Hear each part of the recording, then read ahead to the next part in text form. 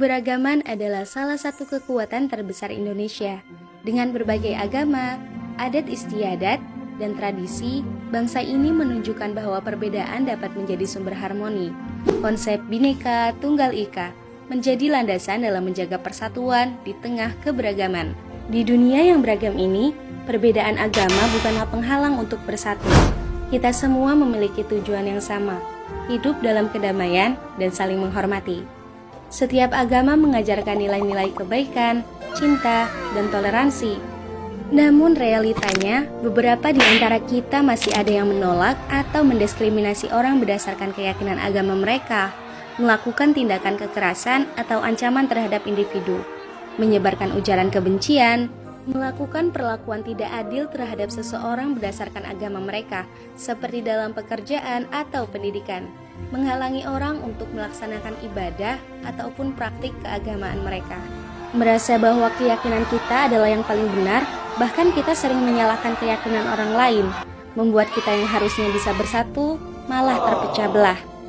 Maka, di tengah hiruk-pikuk permasalahan radikalisme ini, muncul sebuah istilah yang disebut moderasi beragama. Apa itu moderasi beragama? Kata moderasi berasal dari bahasa Latin moderatio, yang berarti kesedangan, tidak kelebihan dan tidak kekurangan. Sedangkan menurut Kamus Bahasa Indonesia, berarti pengurangan kekerasan dan penghindaran keekstriman.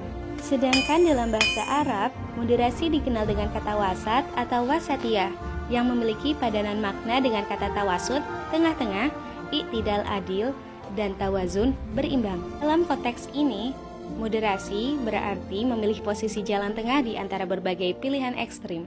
Di era digital ini, media sosial menjadi jembatan komunikasi yang menghubungkan kita. Media sosial bukan hanya platform untuk berbagi informasi, tetapi juga alat untuk membentuk opini publik. Setiap postingan, setiap komentar memiliki potensi untuk membangun atau merusak. Dalam konteks sosiologi komunikasi, kita memahami bahwa pesan yang moderat dapat menciptakan ruang dialog yang konstruktif. Mari kita gunakan media sosial untuk mengedukasi, bukan hanya untuk menginformasikan. Kita bisa memanfaatkan hashtag, kampanye, dan konten kreatif untuk menanamkan nilai-nilai toleransi dan pengertian. Ketika kita berbagi pesan moderasi, kita berkontribusi pada masyarakat yang lebih harmonis. Setiap dari kita memiliki peran. Mari gunakan kekuatan media sosial untuk menyebarkan pesan positif. Bersama kita bisa menciptakan dunia yang lebih baik. Assalamualaikum warahmatullahi wabarakatuh. Nama saya Muhammad Nadur Bardasalafi Abdul Fattah dari kelas M2. Saya akan melanjutkan penjelasan yang ada di video sebelah. Apa sih itu HAM? HAM adalah kebebasan dan perlindungan dasar yang dimiliki setiap orang sejak lahir. HAM melekat pada diri kita semua, maupun kebangsaan, gender, orientasi seksual, suku, warna kulit, agama, dan kepercayaan, maupun status identitas yang lain. Kenapa sih HAM itu penting? HAM mengatur pemenuhan kebutuhan dasar kita semua, seperti pendidikan, makanan, dan tempat tinggal yang layak. HAM juga mendorong perlindungan dari kekerasan, mendorong kebebasan berpikir, beragama, kepercayaan, dan kebebasan berekspresi, dan banyak lagi. Apa saja sih jenis HAM yang ada? Ada banyak sekali, mulai dari yang paling mendasar seperti hak untuk hidup, kebebasan berpikir, beragama, dan keyakinan, hingga yang mengatur agar standar hidup layak bisa dinikmati semua orang, seperti hak atas tempat tinggal, pendidikan, pekerjaan, kesehatan, dan yang lainnya. Mengapa sih orang terpikir mencetuskan konsep HAM?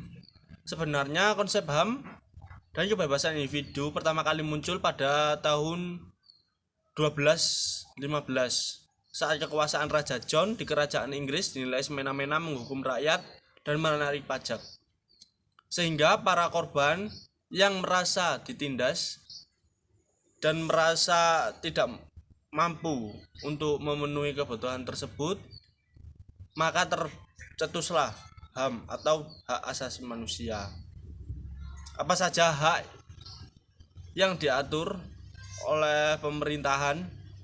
Ada 30 pasal di dalamnya yang menjelaskan prinsip-prinsip dan landasan konversi HAM yang ada saat ini. Ada konvensional, internasional dan untuk hak sipil dan politik, dan konvenan internasional dan untuk hak ekonomi, sosial maupun budaya. Disebut-sebut International Bill of Rights. 3 dokumen yang dirancang di bawah naungan PBB masing-masing meyakinkan bahwa daftar hak asasi manusia yang fundamental. Hak sipil dan politik termasuk hak untuk hidup, kebebasan berekspresi, hak untuk tidak disiksa, hak kebebasan beragama dan keyakinan dan lain-lainnya. Sedangkan hak ekonomi dan sosial termasuk hak atas pendidikan, kesehatan, pekerjaan, dan standar kehidupan yang layak. Saat ini ada 9 perjanjian internasional HAM utama yang secara spesifik mengatur perlindungan hak-hak kita.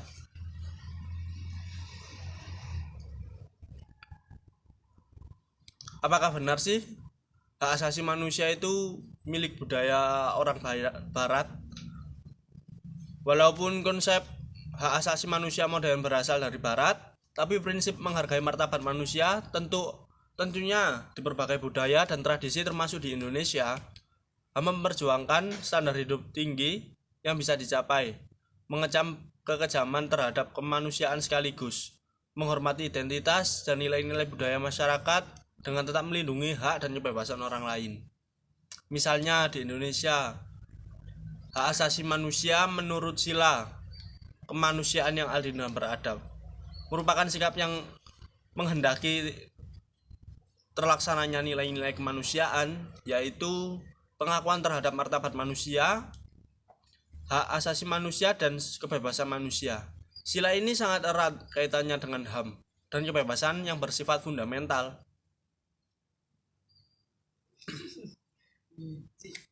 Jenis HAM itu ada banyak sekali, tapi semuanya punya kesamaan. Ada 3 prinsip hak asasi manusia: universal dan tidak bisa dicabut. Itu yang pertama. HAM berlaku secara universal untuk semua orang. Artinya, semua orang berhak atas perlindungan hak asasi dan kebebasan. Hak asasi juga tidak bisa dicabut, karena setiap orang memiliki keyakinan, keagamaan, pribadi masing-masing yang berbeda, kecuali untuk hak-hak tertentu yang sifatnya relatif dalam situasi tertentu dan melalui pastinya proses hukum. Misalnya, hak atas kebebasan bergerak dibatasi jika seseorang dinyatakan bersalah atas sesuatu kejahatan oleh pengadilan dengan tujuan hukuman mengurangi ancaman, memberikan efek jera dan mencegah kejahatan berulang. Yang kedua, tidak terpisahkan dari dan saling bergantung. Seperangkat hak, misalnya hak sipil dan politik, tidak bisa dipisahkan dan saling bergantung. Kemajuan dalam hak sipil dan politik mempermudah pelaksanaan hak-hak ekonomi, sosial, dan budaya. Contohnya, kalau hak atas pendidikan termenuhi, kita memperoleh hak atas pekerjaan yang bisa menunjang hak atas tempat tinggal yang layak. Melanggar salah satu hak bisa berdampak buruk kepada pemenuhan hak lainnya. Yang ketiga, setara dan non-deskriptif. Pak Soe liwat.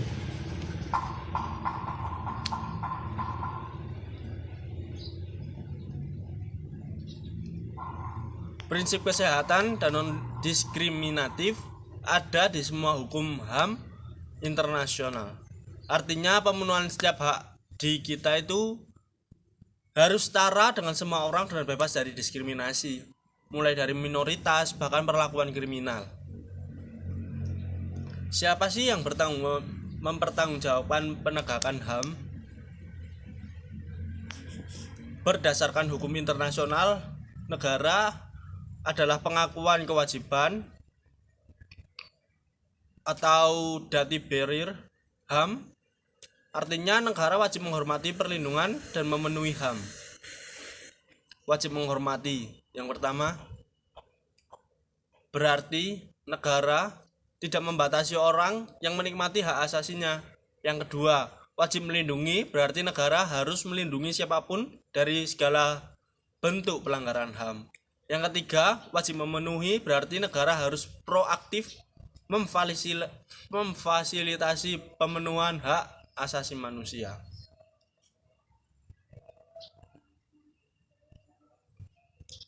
HAM itu ada batasannya atau enggak sih? Ada, yang pastinya ada teman-teman.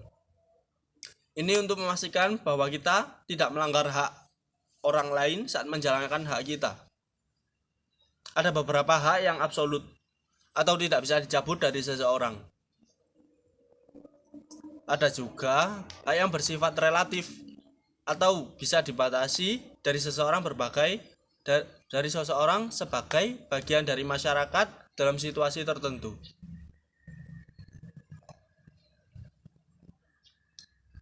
Apa saja sih contoh hak asasi manusia yang absolut?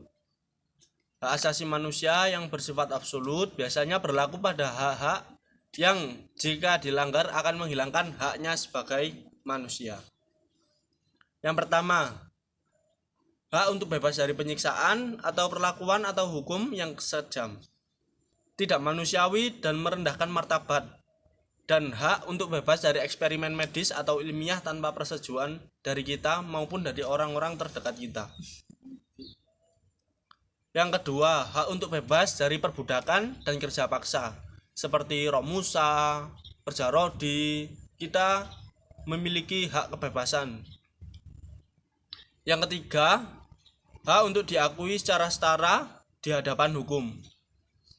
Misalnya, seseorang korban penyiksaan diperlakukan sebagai objek, bukan sebagai manusia. Penyiksaan merendahkan martabat kemanusiaan seseorang untuk mencapai tujuan perilaku lewat manipulasi, rasa sakit setubuh korban, atau seorang korban perbudakan yang dianggap sebagai benda diperjualbelikan tanpa menghargai manusia dan integritas fisik mereka. Karena itulah hak-hak itu bisa dicabut secara absolut. Untuk HAM yang bersifat relatif, bagaimana cara menentukan batasannya? Pembatasan HAM berlaku pada pihak sipil dan politik. Misalnya, harus bersifat perlu dan proporsional. Artinya, semua tindakan, batasan hak harus menghormati dan kebebasan orang lain. Misalnya, kebebasan bergerak seseorang narapidana bisa dibatasi karena kejahatannya. Tapi, jika narapidana tersebut disiksa, ini melanggar hak untuk bebas dari penyiksaan dan perlakuan kejam. Sebagai catatan, hak ekonomi, sosial, budaya tidak ada yang bersifat absolut. Tetapi negara tetap harus memastikan keluarganya mendapat standar hidup yang layak. Apa saja prinsip pembatasan HAM?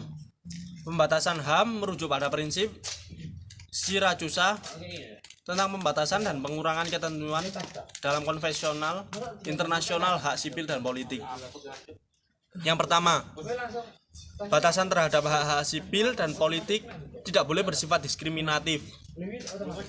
Batasan harus diberlakukan saat ada kebutuhan sosial mendesak untuk tujuan yang sah demi melindungi keamanan nasional atau keselamatan publik. Yang ketiga, negara tidak boleh menggunakan pembatasan lainnya yang lebih dari perlakuan untuk mencapai tujuan pembatasan. Negara untuk menjelaskan alasan pembatasan dan hak sipil dan politik.